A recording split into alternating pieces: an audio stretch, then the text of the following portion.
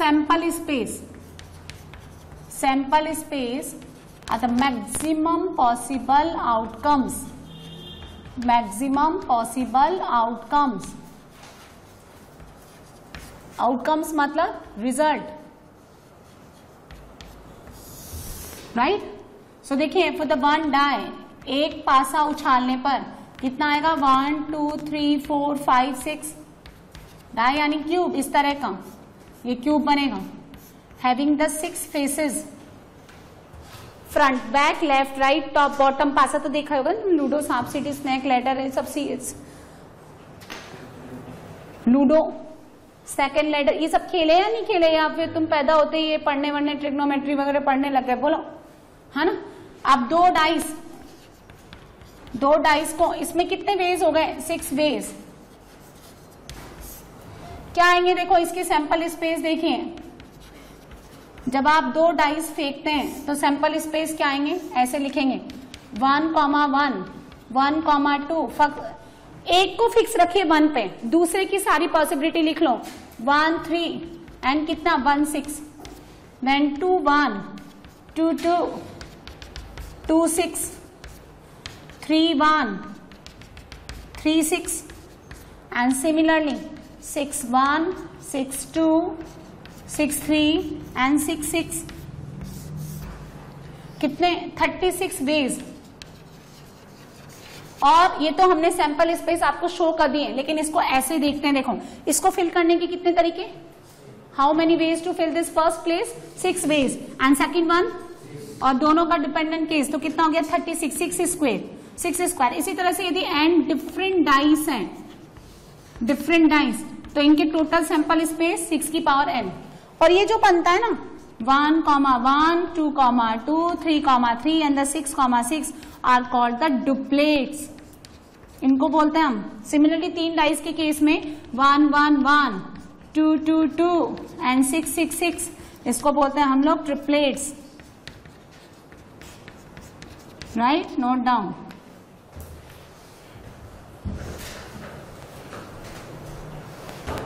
चलिए, तो 1 2 3 3 क्वेश्चन मैंने आपको करा दिया. नेक्स्ट क्वेश्चन देखिए, question number 4. In how many ways we can go from A to D? In how many ways we can go from A to D, showing in given diagram?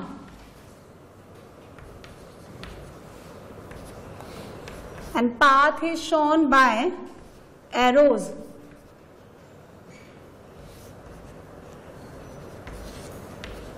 देखिए A to B जाने का 2 ways, A to D जाने का 2 ways, B to T जाने के 3 ways, B to C जाने के 2 ways and C to D जाने का 4 ways. In how many ways you can move from A to D?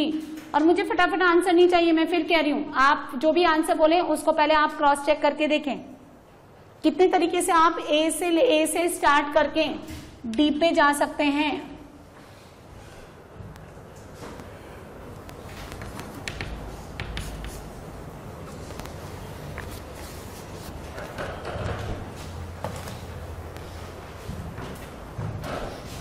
देखिए टोटल वेज आप अपनी कॉपी में सॉल्व करें. To go from A to D, first method सुनिए, first path A to B. चलो आप लोग बना लो, आंसर बोलो. 24, राइट. और कितने बच्चों का 24 answer? A to B, then A to D directly, then A B C D या A B D ऐसे लिखिए. ऐसे मेरे ख्याल से किसी ने लिखा नहीं होगा. एक और बात सुनो, इसमें ना पीएनसी में ज्यादा लिखने का नहीं होता है. दूसरी बात एक और, ये पीएनसी है ना बहुत प्रैक्टिस का सब्जेक्ट है. आपका नेक्स्ट ईयर इसको 8-10 महीने बाद भी पढ़ोगे या 1-2 महीने बाद भी, ये पूरा उड़ जाएगा. जैसे मैंने अगर किसी क्वेश्चन का आंसर लिखा 5C2 फैक्टोरियल 2, तो आपने लिखा ही नहीं किसका मतलब क्या है, हर चीज को लिखिए. आपने लिखा 3C2 फैक्टोरियल 2 2 की power 4 into this and this, तो आपको पता होना चाहिए कि 2 की पावर 4 का मतलब क्या है यहाँ पे. इसलिए हर चीज लिखें. इतना कम तो लिखना है, उसमें भी आप फटाफट 24 चिपका दिया आपने. है ना।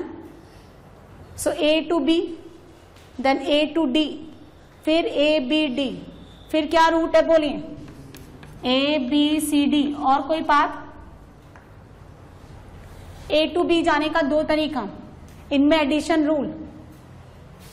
एक तरीका तो क्या है, अरे मुझे तो कहाँ जाना है, A to D जाना है ना, तो ये क्या लिखा मैंने, ये रॉन्ग लिखा क्या, A to D। तो कितने मेथड आएंगे, बस यही तो आ रहे हैं, 3 ही तो आ रहे हैं, है ना। A to D जाने का तो ये हो गया, फिर A B D बोलो 6। अच्छा ये अलग है, ये अलग है, वही कोटा टू जयपुर, जयपुर टू दिल्ली, वही तो क्वेश्चन हो गया ये। फिर 2 × 2 4, 4 और ये कितना हो गया 16।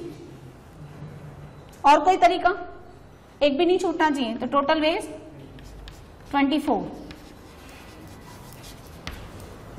राइट, नेक्स्ट लिखिए, there are 8 boys and 4 girls in a classroom. There are 8 boys and 4 girls in a classroom. In how many ways? Write down, in how many ways we can select a student. In how many ways we can select करना है only, select a student. और इसी को हम ऐसे भी लिख सकते हैं, we can select either a boy or a girl.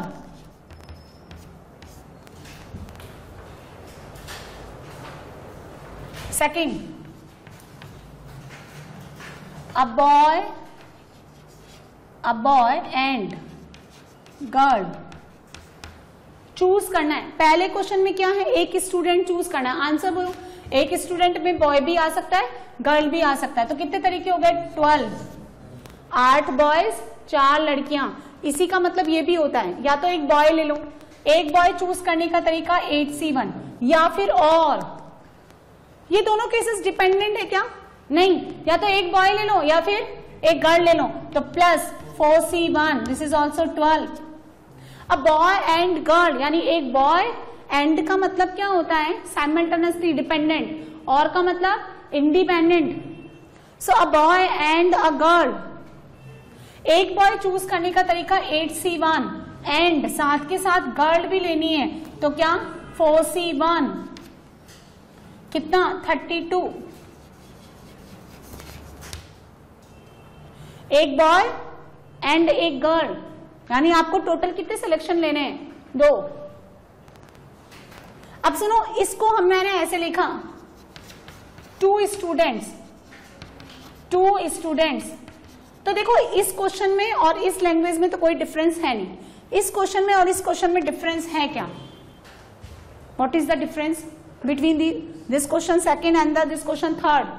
In second question it is compulsory 1 student is a boy and 1 student is a girl, and 2 student का मतलब हाँ कोई भी। अब कोई भी का मतलब 8 में से 2 बॉयज भी हो सकते हैं, या फिर 4 में से 2 गर्ल भी हो सकते हैं, या फिर एक बॉय एक गर्ल, 2 बॉयज, ऐसे नीचे लिखा करो, है ना। ज्यादा होशियार बनने की जरूरत नहीं है, ये सब बेसिक क्वेश्चन है, आगे तुम्हारी धज्जियां उड़ जानी है, इसलिए हर चीज को मेंशन करके लिखो। 2 boys 2 girls, 1 boy and 1 girl, and का मतलब दोनों साइमल्टेनियसली, और मतलब इंडिपेंडेंट। 8C2 कितना 28, 4C2 कितना और 32, ये कितना हो गया 38 28 66।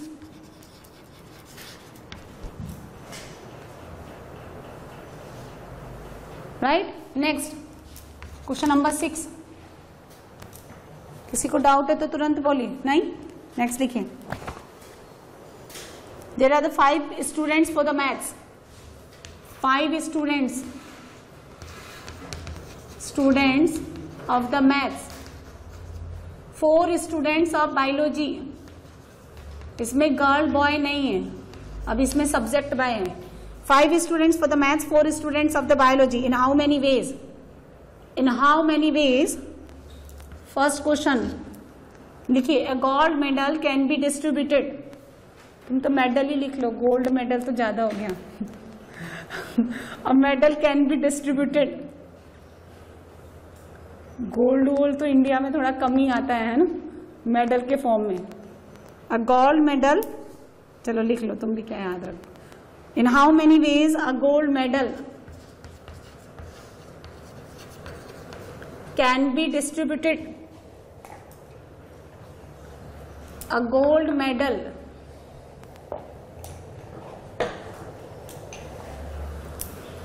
है ना। B, two medals can be distributed. C, a gold medal in each category, a gold medal in each category, her subject के लिए। D, one prize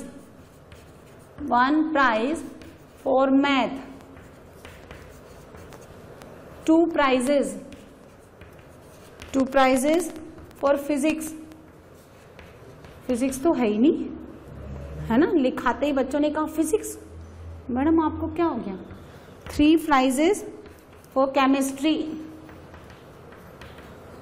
आप कौन से सब्जेक्ट के स्टूडेंट हो, जैसे अगर कोई आपसे पूछे कि आपने 11th क्लास में कौन सा सब्जेक्ट लिया तो आप क्या बोलोगे, साइंस मैथ या साइंस फिजिक्स। और अगर मेडिकल वाला स्टूडेंट क्या बोलेगा, साइंस बायो या साइंस केमिस्ट्री। बात समझ में आ गई होगी, है ना। 1 prize for maths, 2 prizes for physics, 3 prizes for chemistry and 2 prizes for biology can be distributed। चलिए मैं आपको जितने भी क्वेश्चन कराऊंगी ना उसमें क्या पार्टीशन लेकर के करवाएंगे हम लोग। सिंगल क्वेश्चन मेरे लेक्चर नोट्स में बहुत कम होता है क्योंकि लैंग्वेज ना मिसगाइड करती है। जैसे ये दोनों लैंग्वेज एक जैसी है, ये दोनों लैंग्वेज अलग अलग है, तो हम लोग ना ऐसे करेंगे, एक क्वेश्चन में 4 केसेस, एक क्वेश्चन में 8 केसेस, एक क्वेश्चन में कई बार 20-20 केसेस भी आएंगे। तो आपको क्या उससे पता चलेगा ये लैंग्वेज एक ही बात कर रही है और ये लैंग्वेज डिफर कर रही है। लैंग्वेज का बहुत इंपॉर्टेंस है। और मतलब क्या है, इंडिपेंडेंट केसेस। और जब भी आपने ऐसे लिखा और, तो इंडिपेंडेंट केसेस है ना। और एंड का मतलब होता है डिपेंडेंट।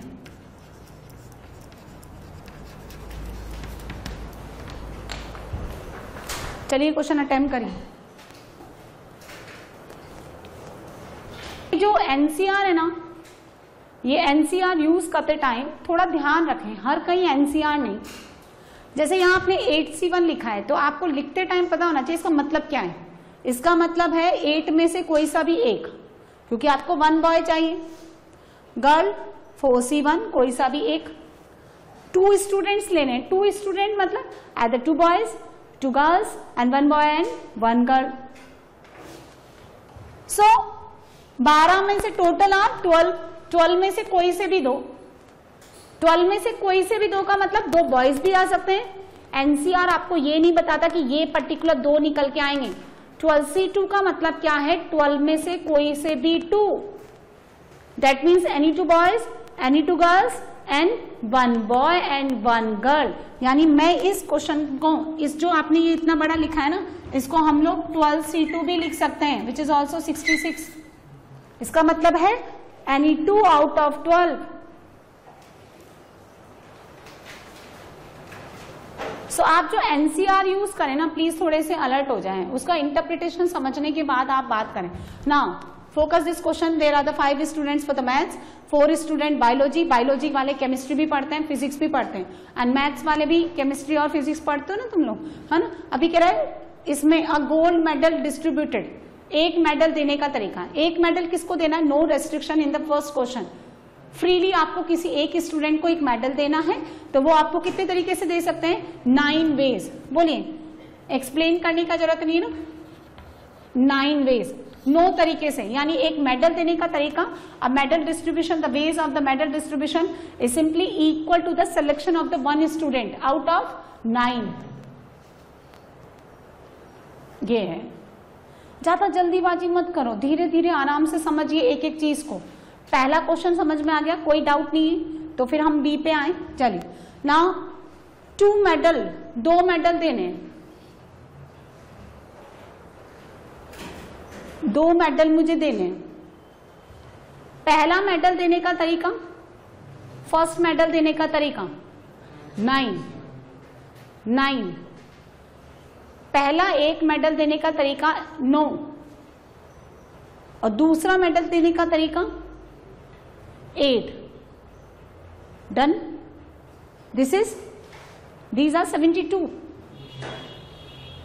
और मैं 9C2 लिखूं तो दोनों में डिफरेंस क्या है?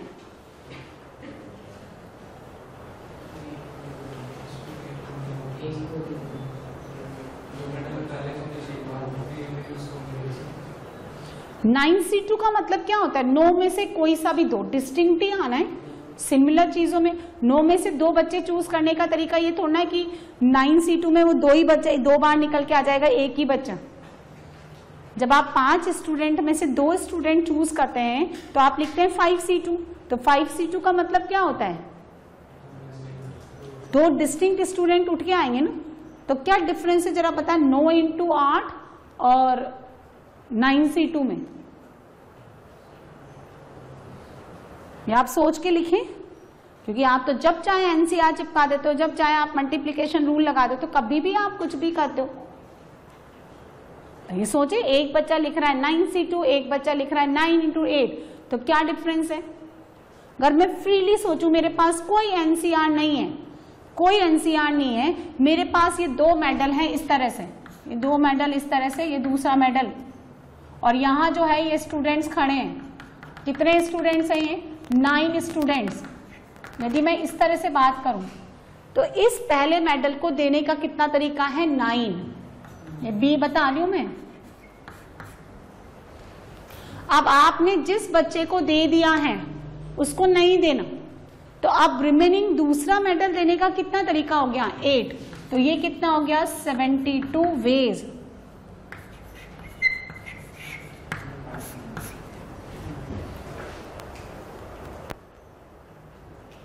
अब यदि आप 9 में से कोई 2 स्टूडेंट चूज करते हैं, कोई से भी 2, ये आ गए 2 स्टूडेंट आ गए आपके पास इस तरह से। अब ये 2 स्टूडेंट जो आपके पास आ गए और आपके पास ये 2 मेडल है, तो इनको इनमें देने के तरीके भी तो लिखो। कितने तरीके से दोगे आप? फैक्टोरियल 2, क्योंकि इसमें तो आपने कोई भी एक मेडल उठा करके दे दिया, उसमें से भी आपने किसी भी एक तरीके को दे दिया, तो डायरेक्टली कितना हो गया? 9 × 8। अब आपने 9 में से 2 स्टूडेंट चूज कर लिया 9C2 तरीके से, यानी ये कितना हो गया? 9 × 8/2। 2 बच्चे हैं, 2 मेडल हैं, इनमें से कौन सा मेडल मैं पहले ले लूं? इनको इनमें देने का तरीका लिखो ना। अब आप इस एक मेडल को सुनो, देखो आपने, देखो इसमें तो क्या करना है, एक मेडल आपने उठा लेना है, 9 बच्चे में से एक लिया, उसको पकड़ा दिया, फिर आपके पास जो दूसरा मेडल है उसमें से रिमेनिंग 8 में पकड़ा दिया। ये वो केस नहीं है। अब आपने 9C2 में से क्या किया? 9 में से 2 स्टूडेंट चूज कर लिए, राइट? 9C2 तरीके से आ गया, ये मैंने लिख दिया। अब आपके पास ये 2 स्टूडेंट खड़े हैं और ये 2 मेडल ऐसे हैं, ये 2 मेडल्स हैं। इस पहले मेडल को देने के कितने तरीके हैं? अब बाकी के 7 स्टूडेंट पे थोड़े ना काम कर रहे हैं हम, वो 7 स्टूडेंट तो आपने निकाल दिए। Now you have 2 students and 2 medals. इस पहले मेडल को आप ऐसे 2 मेडल उठा के फेंक थोड़ा ना दोगे। आपने इसमें से एक मेडल उठाया, कोई सा भी एक, उसमें से कोई सिलेक्शन नहीं है, क्योंकि उसमें से इसलिए सिलेक्शन नहीं है, 2 में से एक मेडल लेने का तरीका 2C1 इसलिए नहीं निकाला जाएगा क्योंकि इसमें ये कोई केस नहीं है कि this particular medal given to this particular student. वो कह रहा है कि जस्ट मेडल देना है, मेडल आइदर आइडेंटिकल टाइप और द डिस्टिंक्ट टाइप। वो ये नहीं कह रहा है कि ये M1 टाइप का मेडल इस पर्टिकुलर इस बच्चे को जाना है, M2 टाइप का मेडल इस पर्टिकुलर बच्चे को जाना है, नहीं, कोई सा भी। तो सपोज आप एट ए टाइम तो एक ही मेडल दोगे ना, आपने इसमें से कोई सा भी एक मेडल उठाया, उसको देने के तरीके बोलो ना, 2। अब सपोज इस बच्चे को चला गया हो, तो अब एक मेडल बचा और एक बच्चा उसको सम्मान के साथ पकड़ा दो। कितना तरीका? 1। ये नहीं किया आपने, ये सबसे बड़ी प्रॉब्लम है। ये PNC है ना, इजी बहुत है, और यही इसका सबसे बड़ा ड्रॉबैक है। क्या? फटाफट NCR लगा देना, ना सोचना ना समझना। अभी तो मैं आपको बेसिक क्वेश्चन ही करा रहा हूं, और ये तब हालात है जब बच्चा अपनी क्लास में एक बार पढ़ के भी बैठा हुआ है, फ्रेशर नहीं है, तब भी वो मिस्टेक कर रहा है। इसलिए मैं शुरू से ही कहती हूँ कि पीएनसी में आप जल्दीबाजी ना करें। कई बच्चे एकदम बना के बैठ जाते हैं, लिख दिया हमने, हम क्यों सोचे हमने क्या लिखा। इस तरह का जो एटीट्यूड है ना, वो आपको पीएनसी के अच्छे क्वेश्चन नहीं बनेंगे। आपने अगर 9C2 लिखा है तो आप समझो उसका मतलब क्या है, कितने तरीके आ रहे हैं। 9C2 फटाफट उसने बोल दिया 9C2, आप सॉल्व कर लो। 36 उसने देखा ही नहीं कि 36 बन भी रहे या नहीं बन रहे। 36 बनेंगे कैसे, 36 से ज्यादा भी हो सकता है क्या। आपको मेडल डिस्ट्रीब्यूट करने, भाई मैंने जो लैंग्वेज यूज की वो डिस्ट्रीब्यूट करने की है, मैंने सिर्फ सिलेक्शन की बात नहीं की। लाइक आपको बच्चों को सेलेक्ट करके उनको मेडल देना भी है, हैंड ओवर। सो फिर ये 2 से 2 कटेगा और फिर आएगा 72 वेज। सो इस केस में हम ये लगा ले तो ज्यादा आसान है, बजाय आप हर बार फिर मेडल डिस्ट्रीब्यूट करने के वेज अलग लगाएं। तो इन द सी क्वेश्चन ये हो गया भी अ gold medal in each category, एक मेडल हर एक कैटेगरी में, है ना। तो 5 into 4 इसका आंसर सी का। एक मेडल 5 स्टूडेंट को मैथ्स में दे दो और इस बायोलॉजी वाले को दे दो। कितने तरीके हो गए, 20 वेज। चलो आगे आप बनाओ, क्योंकि मुझे तो बनाना है नहीं, आप अपने आप से ट्राई करें।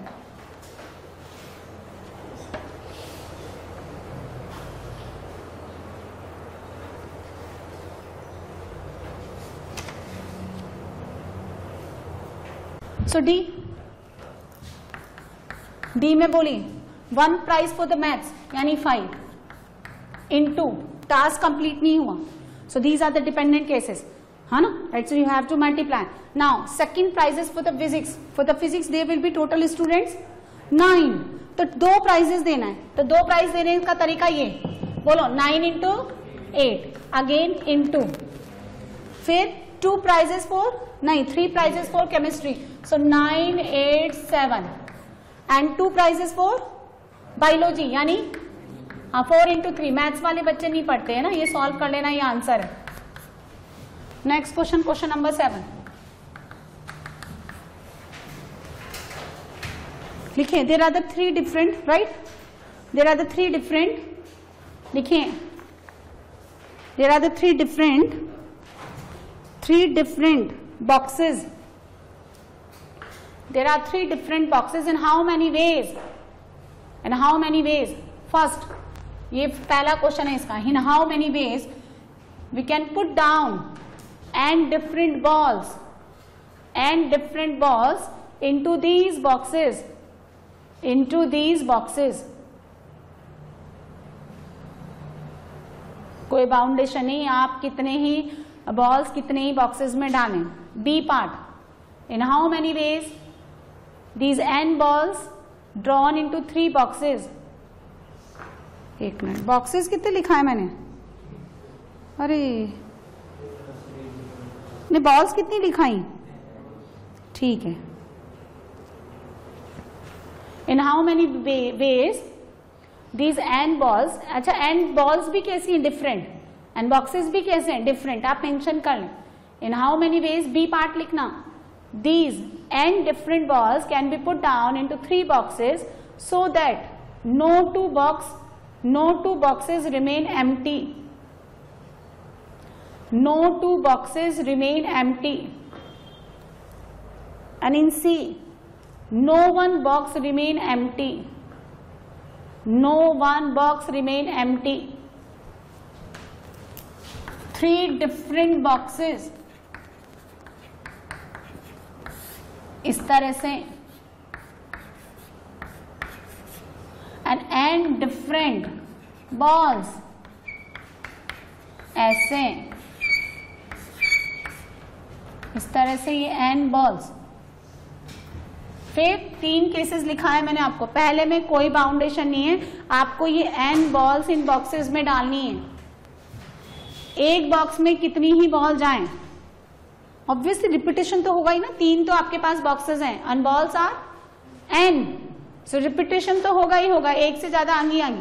पहले में कोई बाउंडेशन नहीं है, दूसरे में कह रहा है कोई भी 2 बॉक्सेस खाली नहीं रहने चाहिए, यानी किसी एक में सारी बॉल्स एक बॉक्स में नहीं जानी चाहिए।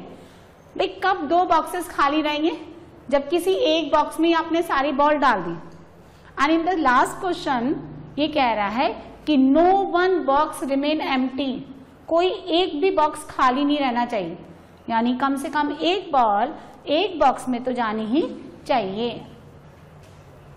At least 1 ball should be in 1 box. पहले का आंसर 3n। समझा दो। पहले बॉल को हम लोग लेंगे, उसको ऐसे 3 तरीके, फिर दूसरा बॉल लेंगे, फिर उसको 3 ऐसे। पहली बॉल को देखो, ए पार्ट देखें, पहली बॉल को डालने का कितना तरीका है? 3। दूसरी को, तीसरी को, हाउ मेनी टाइम्स? आप बस इतना ही सोचते हो ना, आपने बस इतना ही सोचा ना, बस खत्म कर दिया, आपका आंसर आ गया। बस यही परेशानी है, हम इतना ही सोचते हैं कि पहली बॉल को डालने का तरीका 3, दूसरे को भी 3, और 3 को जब n बार मल्टीप्लाई करते हैं तो आंसर 3 बार n, क्योंकि 3 की पावर n, ये तो एक्सपोनेंशियल हम पढ़ के आते हैं। आप सब मैथ्स के फॉर्म में सोचते हैं, आप एप्लीकेशन वाइज सोचते ही नहीं हो। अब सुनो, इसको समझाती हूँ मैं आपको। आप जब, मैंने आपको बहुत बार बोला कि आप जब 10 लिखते हो तो 10 का मतलब समझ में आना चाहिए। आप 3 की पावर n लिखते हो तो आपको 3 की पावर n का मतलब समझ में आना चाहिए। पहली बॉल को डालने का 3 तरीका। 3 तरीका कैसे? 3 में से कोई सा भी x बॉक्स, अरे एट ए टाइम एक बॉल एक ही बॉक्स में जाएगी, तो 3 बॉक्स में से कोई सा भी एक बॉक्स चूज कर लो और उसके अंदर वो बॉल डाल दो, ये 3 कहलाता है। Similarly for the second ball, third ball, fourth ball and for the nth ball, so 3n। इसमें वो केसेस भी हैं क्या? These are the total ways, यानी सैंपल स्पेस, इससे ज्यादा कोई केस नहीं हो सकता। इनमें वो केसेस भी हैं क्या जब सारी की सारी बॉल किसी एक बॉक्स में ही चली गई हो? क्योंकि जब आप एनसीआर लेते हैं, देखो अगर आपके पास सपोज ये है ना, यहाँ पे ये 5 स्टूडेंट 6 स्टूडेंट आगे के ले लूं और मैं 61 यूज कर रही हूँ, यानी choose any one of the student, any one use कर रही हूं मैं, any one of the student out of 6, तो मुझे ये पता नहीं है कौन सा स्टूडेंट निकल के आने वाला है। 61 का मतलब होता है 6 तरीके टोटल, इनमें से आप 6 स्टूडेंट में कोई एक चूज कर सकते हो। तो जब आप 3C1 तरीके से एक बॉक्स चूज करके बॉल डाल रहे हैं तो 3C1 का मतलब है कोई भी एक बॉक्स। अच्छा, दूसरी बार में भी हो सकता है वही बॉक्स आ जाए, तीसरे में भी वही आ जाए। इसका मतलब ये हो सकता है ना कि हर बार मैंने इसी बॉक्स को चूज किया, ये 2 खाली रह गए, या ये 2 ही चूज किए उसमें एक भी बॉल नहीं गई, या ये दोनों चूज किए इसमें एक भी नहीं गई। ये बात तो कंफर्म है कि एक तो 2 खाली रह सकते हैं, 3 खाली नहीं रह सकते। अरे कहीं ना कहीं तो डालोगे ना। तो आपको वो वाले केस डिलीट मार देना है जिसमें बॉल्स किन्हीं 2 में गई हो या किन्हीं 1 में गई हो। तो ये तो total B, no 2 boxes remains empty.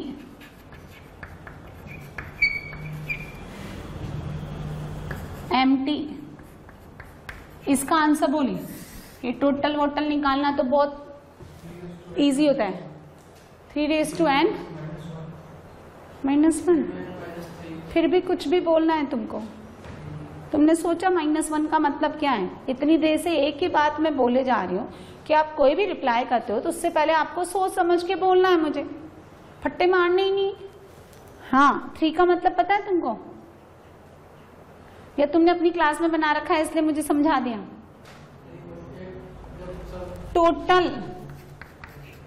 Total minus no 2 boxes, कोई 2 बॉक्स खाली नहीं रहेंगे। कब 2 बॉक्स खाली रहेंगे? ये 2 बॉक्स कब खाली रहेंगे? जब सारी उसी में जाएगी। ये 2 कब खाली रहेंगे? जब इसी में जाएगी। और ये 2 कब खाली रहेंगे? जब इसी में जाएगी। तो total minus when balls goes into any 2 boxes,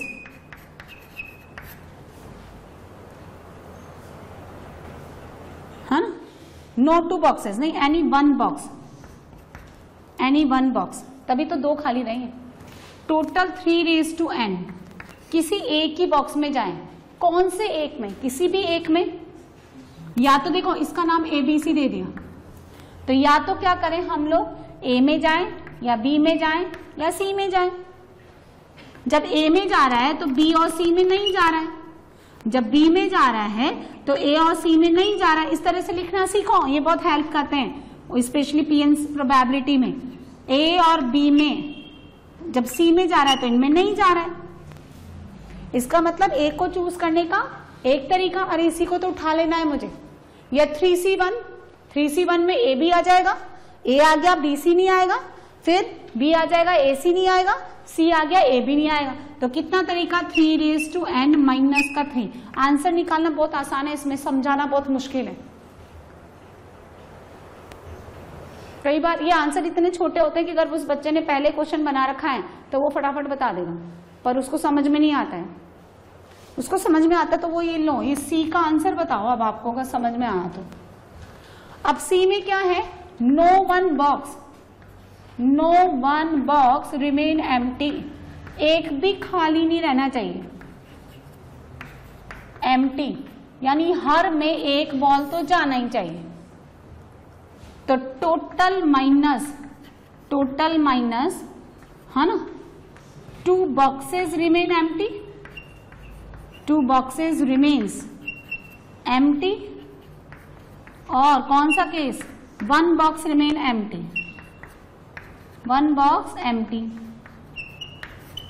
क्योंकि एक भी खाली नहीं होना चाहिए। तो वो केस घटा दो जब 2 खाली रहे, एक ही में चला गया, या फिर किन्हीं 2 में ही चला गया, एक खाली रहा, वो केस घटा दो। ट्राई करो, ये आता है तुमको ये वाला क्वेश्चन C? बोलो हाँ, और तो क्या बोलोगे? हाँ,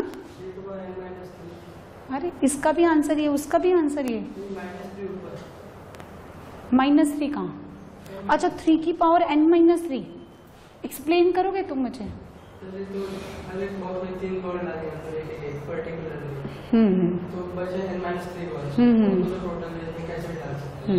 इसमें तो बहुत सारी गलतियां हैं। पहले आपने क्या किया, हर एक बॉक्स में तो 3 की पावर n-3 कैसे आ गया? बाकी n-3 बॉल्स बचे, हाँ उसमें से फिर हर एक बॉल किसी भी 3 बॉक्स में जा सकता है। हाँ ठीक है, अच्छा देखते हैं।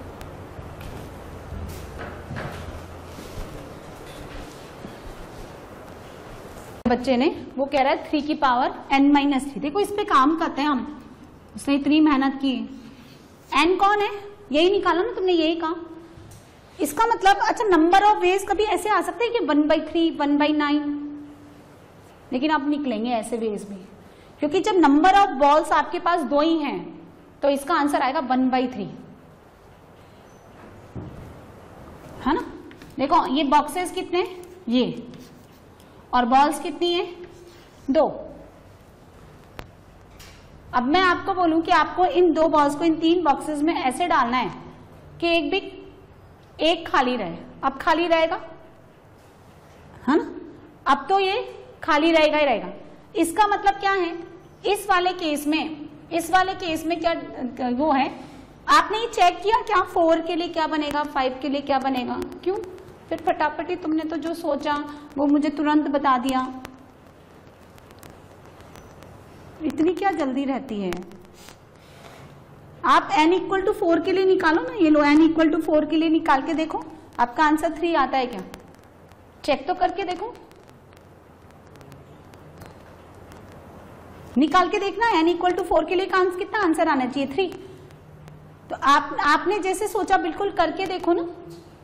आपने क्या सोचा कि भाई इन्होंने क्या सोचा, पहले तो इनमें से कोई सी भी 3 बॉल निकालो। तुमने 3 बॉल चूज करने का केस तो लिखा ही नहीं। कौन सी 3 बॉल डालना चाह रहे हो आप, क्योंकि बॉल्स तो डिफरेंट है, बॉल्स तो डिफरेंट है ना। मैंने आपको क्या लिखा है, बॉक्सेस, देखो बॉक्सेस भी डिफरेंट है और बॉल्स भी डिफरेंट है। इन्होंने मुझे कहा कि आपके पास 3 बॉक्सेस हैं, n बॉल्स हैं, तो कह रहा है कोई सी भी 3 बॉल्स पहले आप एक एक बॉक्सेस में डाल दो। तो कौन सी 3 बॉल, कौन सी 3 बॉल? कोई सी भी, तो कोई सी भी में NC3 कहाँ आया तुम्हारे पास? तो इतनी जल्दी किस लिए? आप बात को तो समझो। हम इस केस में क्या कर रहे हैं, अभी तो मैंने बॉल ही ये वाली उठाई है, यही उठाई है मैंने पहली बॉल, तो मैंने किसी को चूज थोड़ा ना किया है। ये ऐसे बॉल ऐसे अरेंज है बॉक्सेस में, बहुत सारा एक जो है ना मेरे पास स्पेस है उसमें n बॉल्स पड़ी हुई है, मैंने एक बॉल उठा ली उसी एक बॉल के बारे में और उसको इन 3 बॉक्सेस में डालने का 3 तरीका है ना।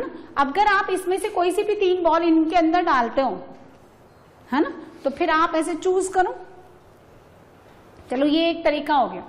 और आप जैसे, अब मेरी बात सुनो, इतना हड़बड़ाहट में काम मत करो। आप जो भी आंसर निकालते हो उस आंसर को पहले आप थोड़ी देर बैठ के टैली करो, बजाय ऐसे नहीं। देखो इसको लिखने में मुझे क्या टाइम लगा, कुछ भी नहीं, कोई टाइम थोड़ा ना लगा, ये सेकंड्स में लिखने में आता है।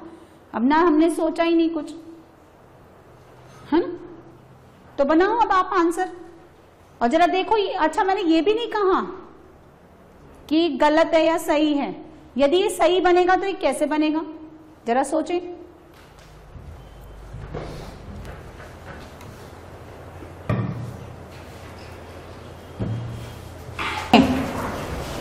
टोटल वेज पहले समझो। यदि मैं इस फॉर्मूले से बनाती हूं तो बेकार है, इसका अभी बताते हैं इसमें क्या गड़बड़ है। यदि n = 4 में लेती हूं तो 3 ही आंसर आता है, ऐसा नहीं है, आंसर और भी बहुत ज्यादा आता है। टोटल वेज, टोटल कितने हो गए? 3 की पावर n। जब 2 बॉक्सेस खाली रहे, जब 2 बॉक्सेस खाली रहे या जब कोई एक बॉक्स खाली रहे, ठीक है। जब आप सारी की और आपको वो केसेस घटा देना है, वो केसेस आपको सब्ट्रैक्ट करने देने हैं जब सारी की सारी n बॉल्स किसी 2 बॉक्सेस में ही जाए या सारी की सारी n बॉल किसी एक बॉक्स में ही जाए।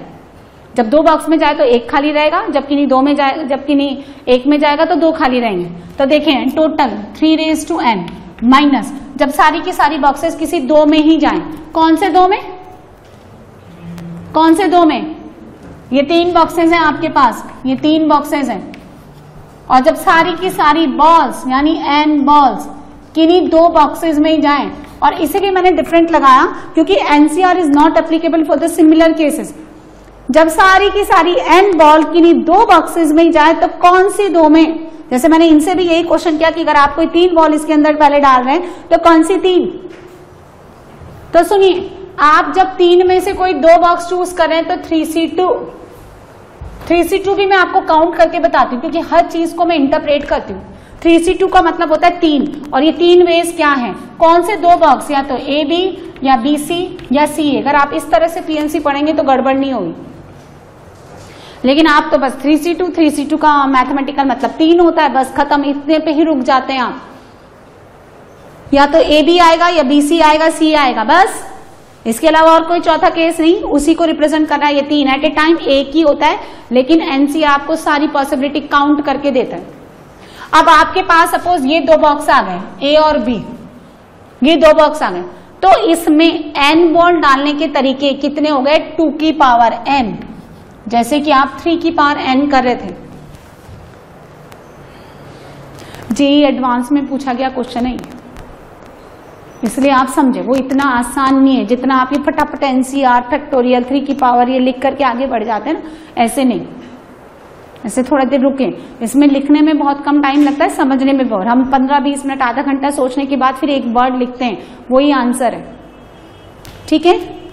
आपके क्लासरूम में टीचर के पास इतना टाइम नहीं होता है कि वो आपको ना एक एक क्वेश्चन में आधे घंटे तक रिसर्च करवाएं, इसलिए वो आपको एक पर्टिकुलर आंसर देकर के जल्दी से आगे बढ़ जाते हैं ना, ऑब्वियस बात है ना। अब सुनो, ये 2 की पावर n समझ में आया बच्चे को? आया समझ में? पहली बॉल डालने के 2 तरीके, दूसरे में भी 2 तरीके, तीसरे में भी, है ना। अब सुनो, इस 3 की पावर n को मैं आपको फिर समझाती हूँ। इस 3 की पावर n का मतलब क्या है? इस एक बॉल को जब आप डाल रहे हैं इस 3 की पावर n के अंदर, वो सारे के सारे केसेस हैं क्या? जब सारी की सारी n बॉल किसी एक ही बॉक्स में या किन्हीं 2 ही बॉक्स में है, या इसमें 5 है, इसमें 4 है, इसमें 15 है, और इस तरह से इसमें 1 है, इसमें 2 है, इसमें n-3 है, इसमें 1 n-2 है, इसमें 10 n-20 है, ऐसा वो सारे केसेस 3 की पावर n में इंक्लूडेड है। अब जब आप ये लिख रहे हैं 2 की पावर n, तो इनमें क्या इंक्लूडेड, ये सुनो। जब आपके पास AB आया, एक तरीके से आपने 3 दिया ना, आपने लिखा 3 × 2 की पावर n, तो 2 की पावर n का मतलब ये दो बॉक्सेस हैं A और B, और ये बॉल्स हैं, ये बॉल्स हैं। तो इसको ना, इसको डालने के दो तरीके हैं, इसको डालने के दो तरीके, इसको डालने के दो तरीके। क्या इसमें ये वाले केस भी है जब सारी की सारी बॉल A में ही चली गई हो? है वो केस? अरे है या नहीं? क्या भाई गौरव, सारी की सारी बॉल A में ही चली गई हो या सारी की सारी बॉल B में? है ना वो केस? अब जब सारी की सारी बॉल A में ही चली गई हो तो कुछ इस तरह से, यहां पे A या B।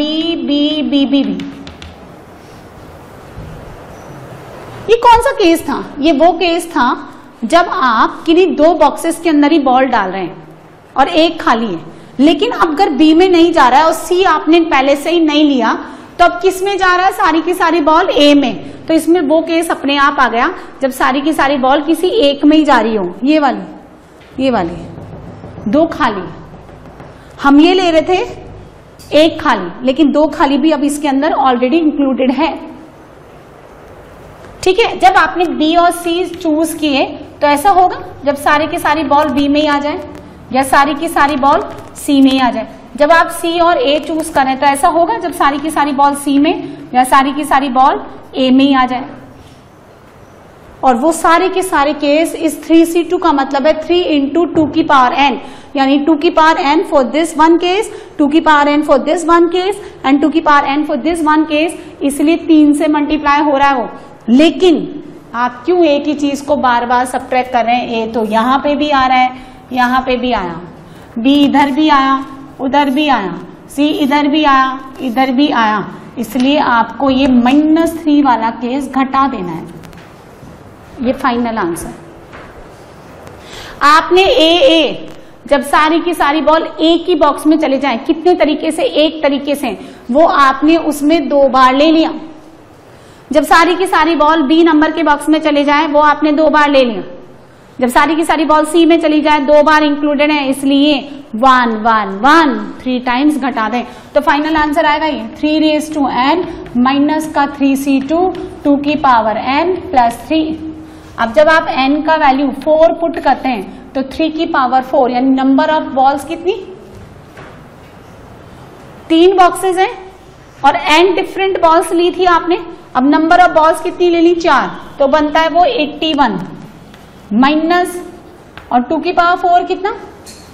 16 और प्लस का 3 84, तो 84 और 48 कितना हुआ? 36।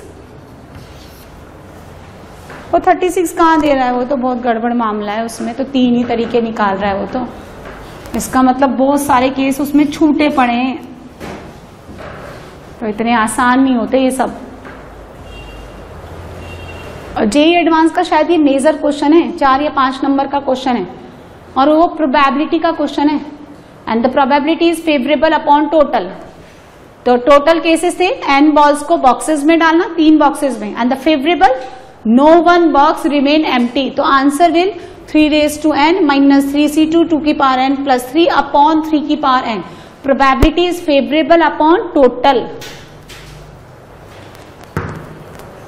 इसलिए अब आप मुझे फटाफट आंसर बिल्कुल ना बताएं, और आप ना बताएं तो ज्यादा बेटर है।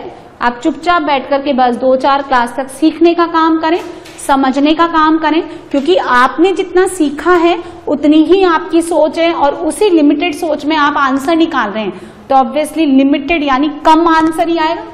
जहां पे आंसर आता है 36, वहां 3 ही आंसर आएगा। बहुत सारे केसेस आप सोच ही नहीं पाए, है ना।